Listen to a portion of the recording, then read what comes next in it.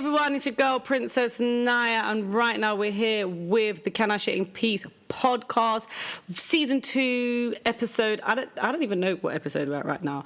Anyway, today's episode is a bit of a tough one for me. A little bit of I don't know how to. Anyway, I'm just going to jump straight in. So last week, Sunday, was my daughter's 6th birthday. And for anyone that follows me on social media, you know I'm a very over-the-top mum. I shower my daughter with everything and anything that I never had when I was her age. I come from a single-parent family in the 80s. Mum was on income support. I never really asked for much, because I remember one of the first time I asked for a pair of Nike trainers, it was pretty much like, hell to the na. I ain't got enough money for that. And there's 2 of you. So if I've got to buy for one, I've got to buy for the other. And it kind of set the tone for my aggression and my eagerness, my willingness, my eagerness to outperform myself so that I could achieve, so that I could buy myself anything that I wanted without having to second guess it. I can say that now in my adult life because I understand my drive a little bit, because I don't know, a lot of people say I'm a workaholic, and I didn't really understand where it come from. I just thought it's because I wanted to be, like, I was always in the average band and I always wanted to be a high achiever. And I thought it came from that. But now looking back, I think because I have a daughter, I think it's because I don't want to go without. And now having a daughter, I would never want her to go without. So anyway, it's Kizzy's 6th birthday. Kizzy is an amazing little girl. Everyone says that about their own kids, but she really is. Or should I say was? She is a high achiever at school. She's talented. When she gets home from school, she says, Mum, let's do homeschool. She wants to read. She wants to write. She wants to dance. She wants to test me on my spellings. She's overall a really, really great kid. And when you do have a great kid, it gives you even more motivation to achieve, because you want that child to be rewarded for her efforts. So it's Kizzy's birthday, and me and her dad decided to get her a bike. She wanted a birthday party with her school friends, so I gave her a school friends party, hobble down, soft play vibe party, and then she wanted a roast dinner with her best friends, so we gave her time with her family at home after, which is basically like a second party. So the day was like hell on earth until I bust my 4 bottles of champagne, and then it all kind of went away.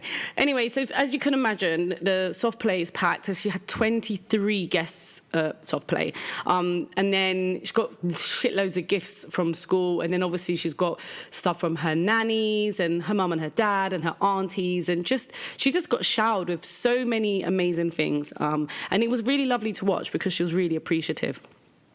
Well, so I thought she was appreciative.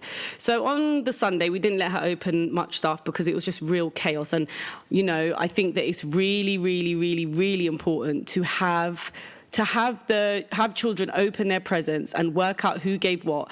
And she has to now do thank you cards, thanking everyone for what she was given.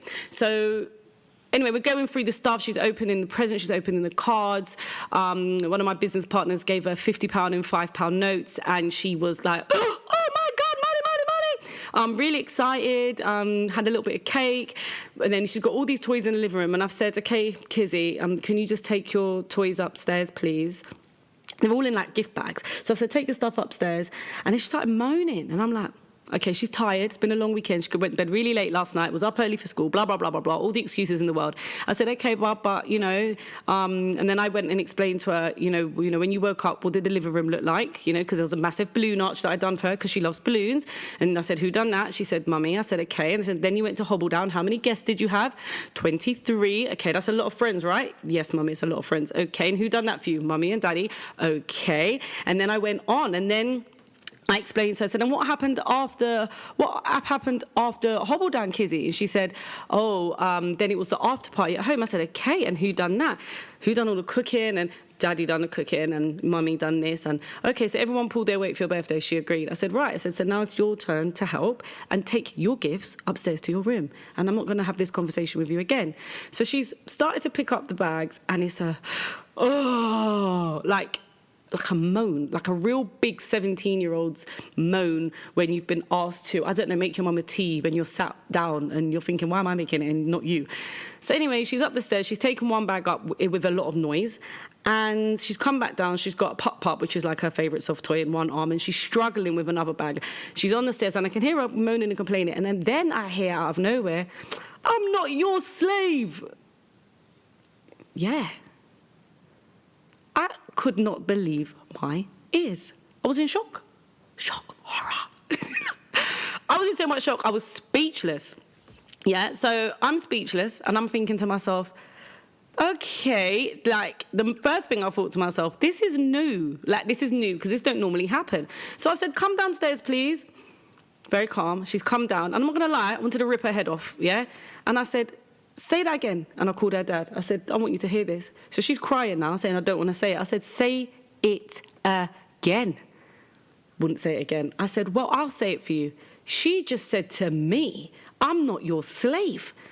And I said, "But these are your own gifts. So whose slave is meant to take these bags of gifts up to your bedroom?"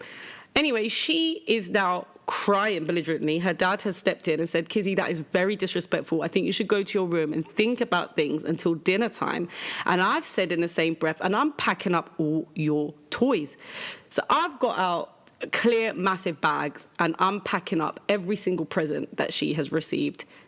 I've gone upstairs to her room. She's now screaming, "Not pop-pop!" She don't want pop-pop to be put in the bag. And she is like out of control screaming. Like, I have not really experienced this level of, I don't know, it's just like, really felt like a level of crazy. So I've gone upstairs. I've really tried my best to keep my cool, because I'm not going to lie, part of me just wants to tear down her pyjama bottoms and slap her ass so hard that she could feel some serious pain. Because I had a migraine and a headache at the same time. I didn't, because I just couldn't even bear the screaming that was going to happen. So I went down to her level, as the super nanny would say, and I explained to her, I said, "This level of behaviour is really disappointing, and I don't expect you to treat us like that when we give you all the love and the respect in the world. We ask you to clean up after your own self, and you are complaining about it. You'll not see these toys. Not one gift, not one birthday gift you will see until we have a drastic improvement in behaviour. 5-year-old Kizzy, a dream. 6-year-old Kizzy, you're someone that I don't even recognise." So I said, "You stay here and you wait till your dad calls you to dinner." So by then, I think her dad could see, I'm done, I'm over it. I'm over everything. And I went to my bedroom and I went to chill out. And then about an hour later, Kizzy is knocking the door and she's crying and she's saying, "I'm sorry. I'm really sorry." And I said, "Okay, I accept your apology." And, you know, I do. And then immediately after she said, "Can I get my presents if I'm good?" And I said, "Well, we have a long week ahead of us." And she said, "If I'm good, then can you give me one present each time I'm good?" So then it made me think she doesn't actually want to be well behaved. She just wants to work out the quickest way to get her presents back. And for me, it's such a tough situation to be in, because, like, I don't want to diminish her character in standing up for herself and also being really smart. You know, she's worked it out. If I'm good, then I'm going to get my shit back. But obviously she's not smart enough to let that be inside her head and not vocate it outside. But at the same time, I really don't want to raise a spoiled little brat, because the last thing I want is a 13-year-old that thinks she's 21 squaring up to me that is going to get rasped down, you know? I don't want that. I want to raise Kizzy to be the best version of herself. I want her to be strong. I want her to be determined. I want her to be, you know, a groundbreaker. I want her to be a disruptor. I don't want her to be average. I don't want her to be normal. I want her to be the best version of herself in her own way. And I feel like stunting kids at this age could just do things like just could have a negative influence on them. Like, I'll tell you a quick story that my nan told me. Now, my nan's 85, I believe. I hope I haven't got that wrong. She's 85 years old, and she was talking to me literally last week Tuesday it was, or Wednesday. I was just chilling out with her for the evening, and she was telling me a story about when she was at school. She asked me, "Nyah, do you remember your first day at school?" I said, "Not really, no, to be honest." And she said, "Oh, I remember mine clearly." So I'm like, "Oh, wow, what was your first day like?" And she said she went to school, and there was a teacher called Mrs. O'Brien, and Mrs. O'Brien was talking to the class, and she sat down in her little seat, and Mrs. O'Brien said to everybody, "If you want to go to the toilet, then raise your hand, and I'll let you go to the toilet." So immediately after that, my nan had raised her hand because she wanted to go to the toilet, and Mrs. O'Brien had said no. And subsequently, she wet herself and felt really embarrassed and humiliated.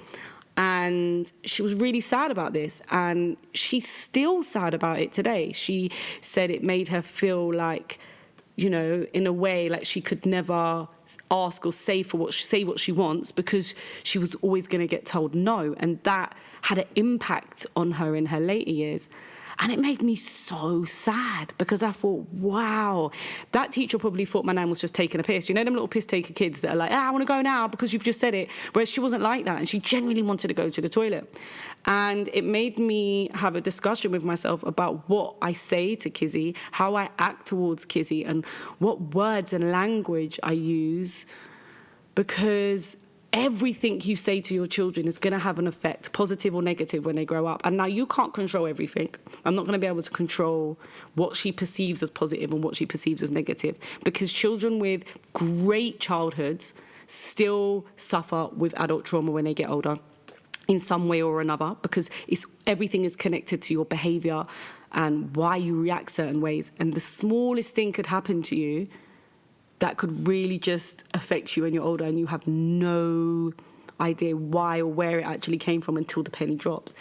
So anyway, back to Kizzy now. It's so all the stuff is in bags. I'm going to post up some pictures so you guys can see. I've put the stuff in bags. They're outside her bedroom. I have re-highlighted her list of things to do, because she has morning chores, she has after school chores, and she has before bed chores, which might sound a little bit intense, but it's not really. It's just hang up your coat on your hook, put your school shoes underneath your coat, put your water bottle in the kitchen ready for the next day, hang up your school uniform, you know, just things like that, like really trying to encourage her to be independent, wash your own face, brush your teeth, etc. So these are all real normal things. And I've noticed now that before, where she was excited to do these things, she's kind of falling off, and it's all becoming really like a chore. And I don't know if that is why she's feeling like a slave. But what she needs to understand is that you can't be a slave for yourself. These are your own duties. These are your own things. They are your teeth. It is your face. These are your shoes. This is your coat. These are all your things. And these are all necessity things that you need in your life. And how are you going to learn to take care of yourself and your household as a woman if at this age you can't even take your own presents upstairs to your bedroom after you've just had like the best birthday ever? Like, it was just so disappointing. So we're like a couple of days after now, and she's okay.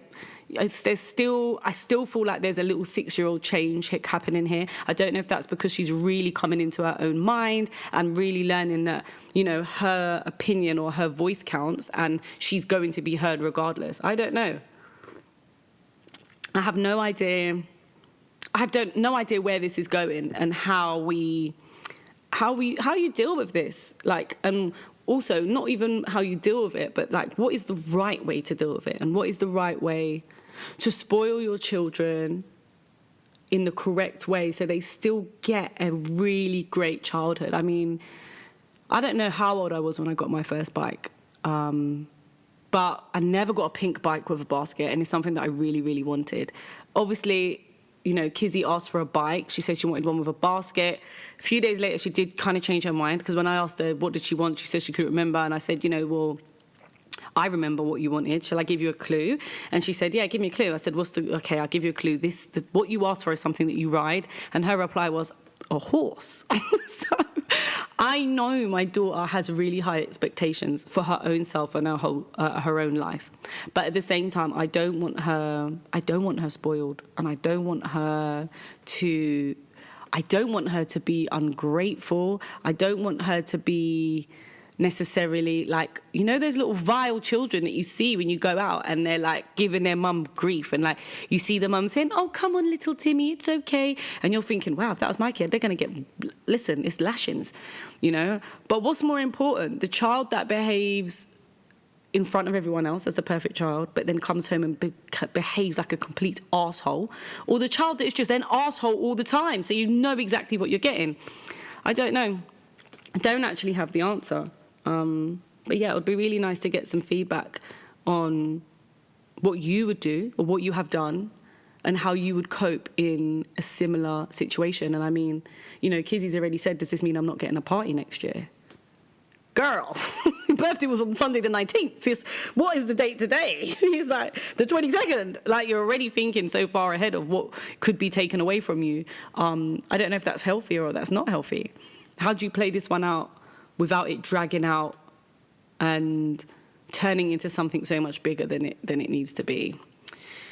You know, I don't know. But I do know this much. I know that the wanting to give everything to your children that you never had is to fill a void within yourself. And that is not a void that you're filling in your child, because your child doesn't know what it wants yet. Your child doesn't really know what it needs. Your child doesn't really know much about emptiness, as long as they're being given continuous love. And I think that's really, really important to understand, that love comes before the gifts. The gifts are just an added bonus, and it's just a way for you to spend your money. You know, it's not going to affect your child as much as you think it would. I think that, like, Kizzy would prefer one-on-one time with me and her dad over any present. I'm safe to say, and that's because I am busy a lot of the time, and so is her dad. So, you know, quality time is really important to her. Like, we have a phone-free Friday where we have put the phones down and we just all chill out together. Her dad falls asleep and we watch a movie, but she really enjoys the fact that no one is on any technology and all the attention is on her. So I feel like I have figured out that it's not the gifts that is the real gift. The real gift is giving the time that they want. But for me, maybe because I didn't get some of the gifts that I would have wanted when I was younger, I feel like that is a feeling I don't want her to experience. So it's just kind of working out how to make it work and how to not be over the top in one area and be cool in another area. Oh, I don't know. It's all confusing. Parenting is the maddest minefield I've ever come across in my life. Like, talk to me about printing T-shirts, talk to me about writing songs, performing, designing an outfit, creating an event, like all of those things I could do with my eyes closed. But when it comes to being a mom, I feel like it is such a major brain fuck that not one person can ever prepare you for, because every single child is different. Every birth is different. The DNA is different. It's just so different. So, you know, I urge you guys to get involved, give me some feedback, because he's only just turned 6. I've still got such a long way to go. And I'm sure that some of you have been through something similar, and I'd really love to hear your stories. So yeah, get involved. You should be able to click a reply link, and if not, get at me on social media. On the Instagram, I'm at Princess Nyah. You can hit up the brand page, which is Tired Ass Mum, and give me some feedback, give me some tips, and help me get through age 6 to age 7, because I've got a feeling this is going to be a really long year. But thank you, everyone, for listening. Thank you for taking the time out to get in contact with me and share your feedback. I've got quite a few feedbacks over the last couple of episodes, which really, really feel good. I'm going to continue. We're going to continue. And, yeah, we've got a lot more episodes coming up. And, well, have a lovely day, have a lovely week, and let's say goodbye to February as soon as we can, and hopefully Kizzy returns to her normal self and I can return to being really, really proud of her and not wanting to rip the head off of her dog to make her upset. Love and light, guys.